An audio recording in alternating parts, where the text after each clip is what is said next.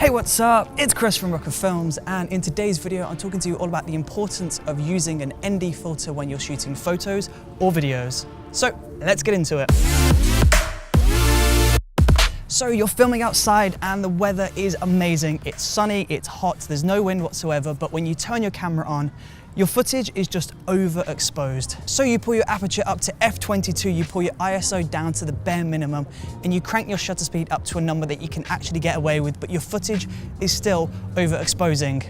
What do you do? Well, this is where an ND filter is really useful, because ND filters are basically, as everyone says, sunglasses for your camera. ND filters come in all different shapes and sizes, and depending on what point of your career you're at, will depend on which type of ND filter you're using.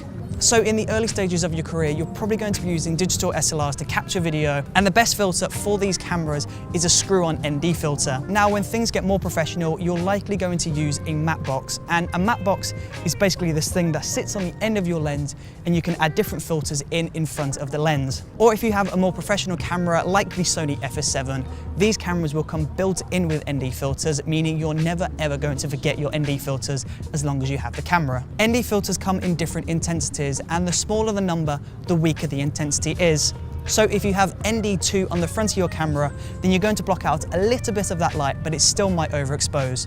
Whereas if you have ND64 in front of your camera lens, this is really dark and it's going to block out a lot of light.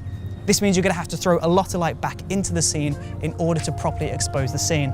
Basically put, the higher the number of the ND filter, the more intense the effect is going to be and the more light you're going to remove from the scene. So it's really important to carry many different ND filters at different stops with you when you're filming. Or alternatively, you can have a variable ND filter, and this basically gives you the power of multiple different ND filters in one filter. The variable ND filter is a screw-on filter, so all you have to do is screw this onto the front of your lens and then just turn the ring at the very front to adjust your brightness. Now, the real benefit of having a variable ND filter is not having to carry multiple different ND filters. This basically means that you have less kit to worry about, and it also means that you're going to have quicker setups between each shot.